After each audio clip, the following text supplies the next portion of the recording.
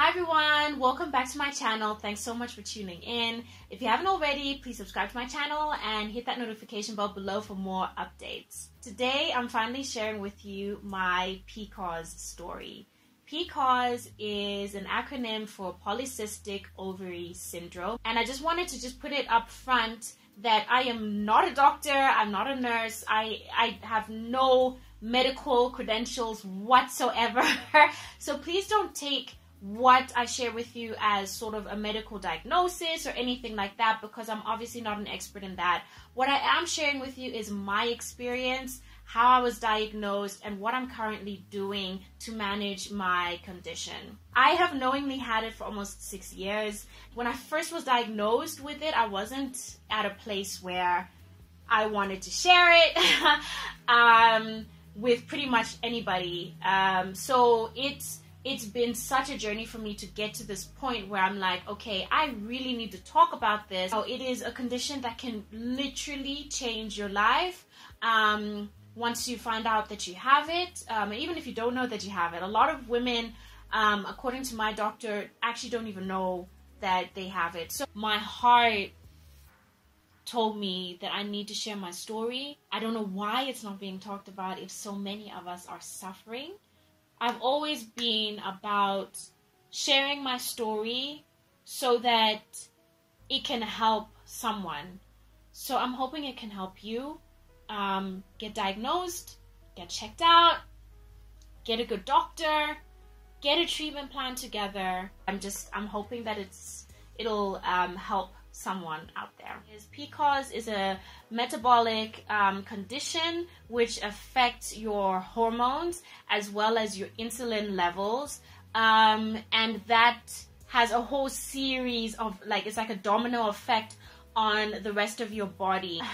For the longest time, I knew that there was something a bit off about me and my body. I started noticing I was growing quite a bit of hair, excess body hair, and at first I didn't know if it was normal or not, because it's not like I had any much reference to see other women and how their hair is growing or not. So it didn't really faze me initially until it started getting thicker and in more places, and so the place for me that really I was just okay, something's not right, is this area here. So my jawline, and it started there, and then it started going down my neck. I think I was about 17 when I first mentioned it to my family doctor,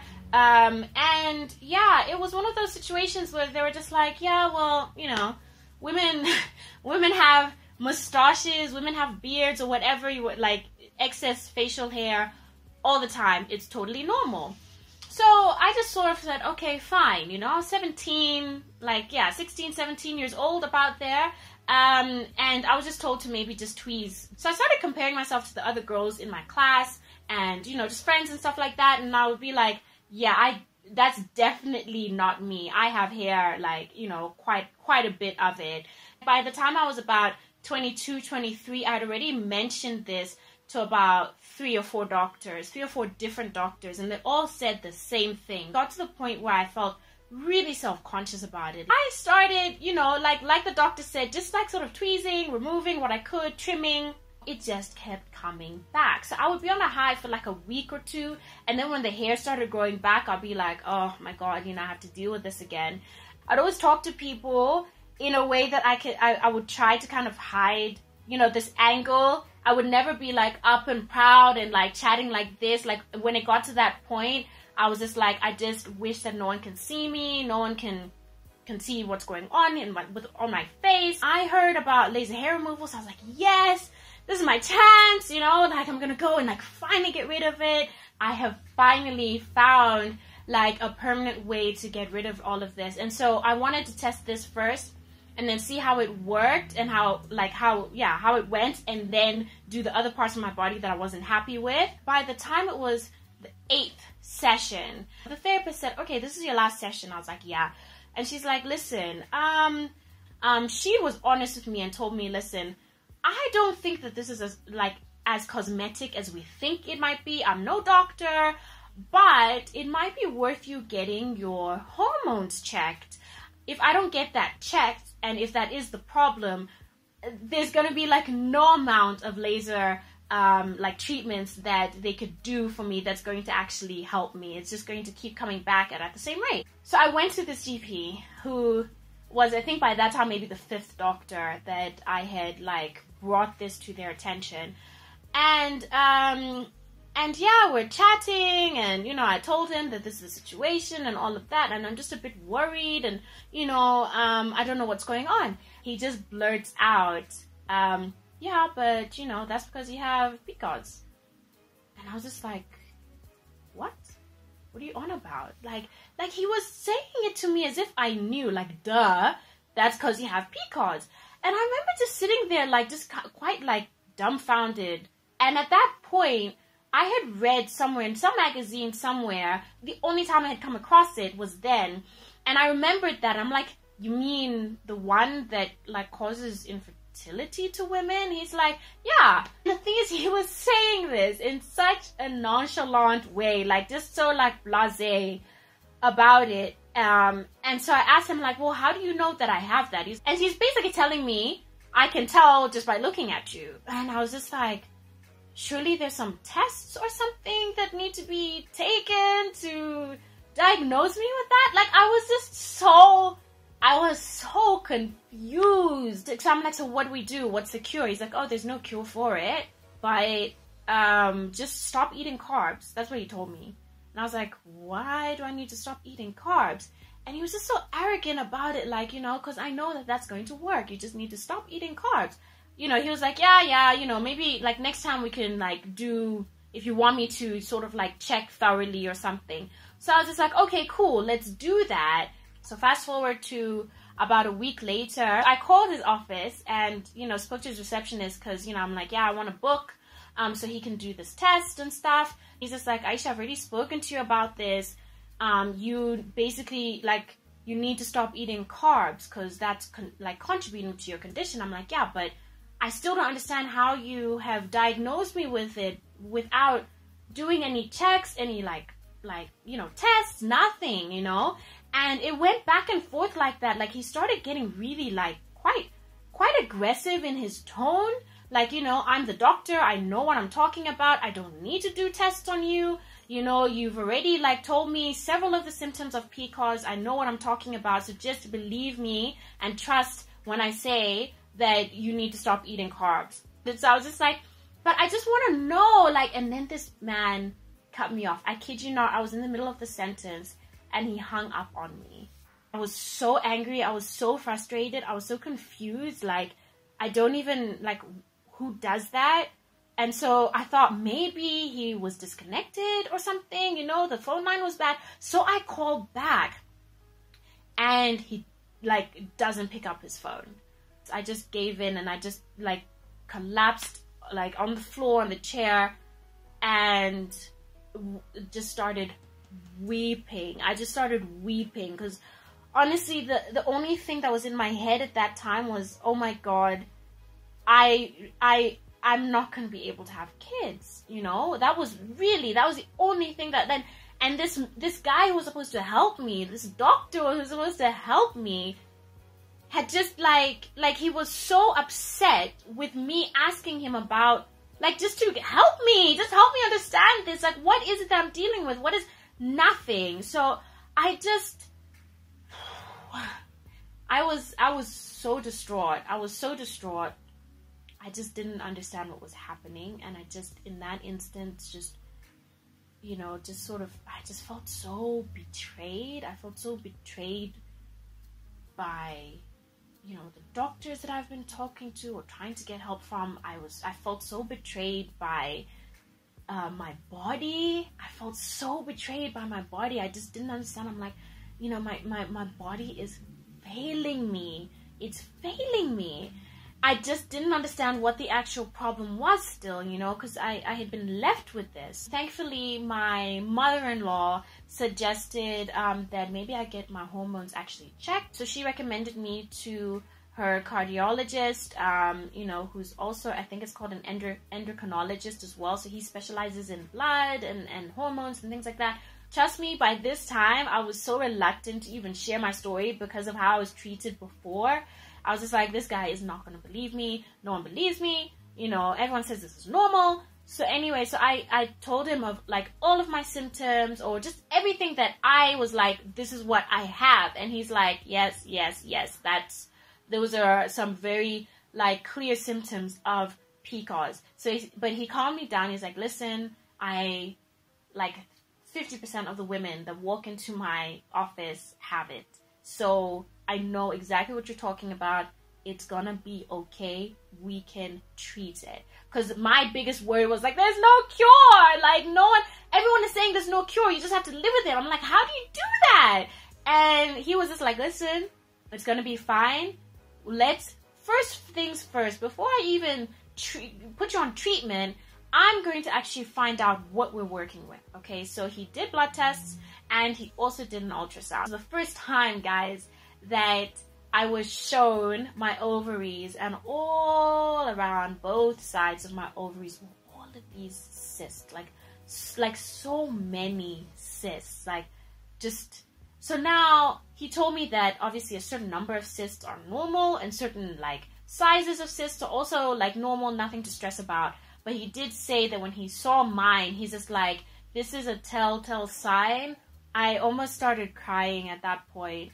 And he was just like, okay, look, it still doesn't, this is a huge indicator, but I want the bloods as well to just confirm what's going on with your hormones. When they came back, he told me that my levels of androgens, which are, you know, typically the male, like hormone, all of us have them.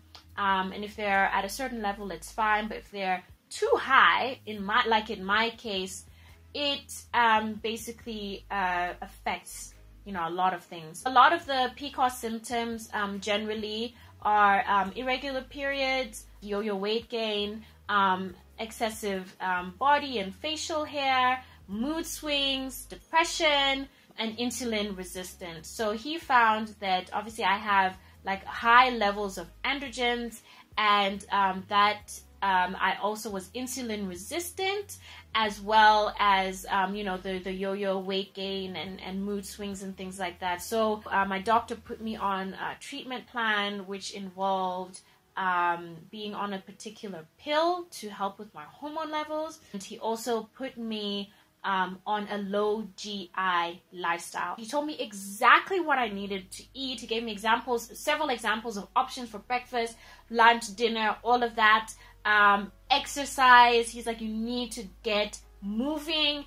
He also recommended to me that I go to a laser hair clinic that specializes in dark-skinned women, black women, Indian women, because of how, you know, the whole laser treatment actually works. It's all based on like skin pigmentation and hair pigmentation. There was the conversation about kids and stuff, and, you know, when do you think you guys would start trying for a baby? And so we're like, obviously we're not married yet, so we want to wait until we're married before we do that. He's like, okay, so let's get you healthy. His focus was never like, okay, I want to get you pregnant. He was always like, let's get you healthy, let's get you to a level that we're happy, and then from there, getting pregnant shouldn't be as much of an issue as it probably is going to be now. I had been on this treatment for basically about 1.5 years, and things were looking good, but all of a sudden I started suffering from really, really bad migraines. The doctor took me off the pill and told me, listen, it is probably going to take you a while. I estimate maybe at least 1 year or 2 even for you to fall pregnant. But if it happens, in case we're lucky, if you do fall pregnant, your progesterone levels are so like in the minuses, like dangerously low. He just told me, listen, if you do fall pregnant, you need to call me.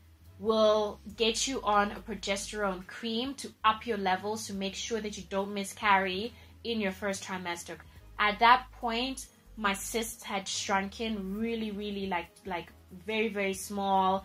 My hair situation really wasn't that hectic anymore. So that was in August of 2016. I'd been off the pill for about a month or 2, and then I got I actually conceived in October and found out in November that I was pregnant. And yeah, that's how I got pregnant. That's how I got pregnant with my son. And I am so grateful that it wasn't, you know, like sort of like another like hard journey to go on, because it was already quite something to handle the PCOS and figure that out and how to manage it, and, you know, going to the doctor and getting tested all the time and like making sure that I was fine. So I decided to finally share my story and my experience, because I feel like these kind of topics are like just not, they're not spoken about half enough. Like, and so many women are going through fertility problems, beyond fertility, which is a huge thing, obviously. PCOS and other conditions, like, if they affect your psyche, they affect your relationship, your marriage. I'm so grateful that I have a husband who has, you know, he's been with me from the get-go. He even also became low GI, so that, you know, we do it like together. My laser hair removal therapist told me about a 17-year-old girl who was suicidal about it. And for me, it took me back to when I was that age and what I would have done if I was diagnosed with it at that age. As distraught as I was when I was 27 years old being told this, imagine if I was 17 and I was told this and I had like fully blown symptoms and everything. I'm on the other side now. I don't think of my PCOS as like, you know, I'm suffering with it. I used to sort of like be really angry and really like, why me? Like, why? Like, really? You know, why do I have to, like, why is this my burden? Why is this my struggle? I found a doctor who knows what he's doing. And obviously the fact that I was able to conceive naturally with Kai, has obviously, all of that has really helped me just come to terms with it and accept it and be able to share my story with you. If you have been recently diagnosed, if you suspect that something might be like something up with you, or just to let you know that you're not alone. I have it too, and I'm okay. I'm okay, and you'll be okay. I don't take it lightly that for some women, fertility is still an issue. I hope this has helped you. And my love goes out to you. It's scary and frustrating, and it can be very, like, you have no idea what's gonna happen. And I just pray and I hope that you will find someone who can help you and your journey, you know. So yeah, thank you so much for watching this video. Please share it with someone who you think might have it, or you know has just been diagnosed with it. Like I said, let me know. Drop me a comment below if you need any more sort of help. I will put all of the details of the laser clinic that I go to. You don't have to have PCOS to have issues with hair and stuff, excess hair that you don't want. They're excellent. I've just been transformed by it, so I'll leave their details as well. Thumbs up if you enjoyed this video, if you found it helpful. Please subscribe to my channel if you haven't already for more videos, and I will see you in the next one.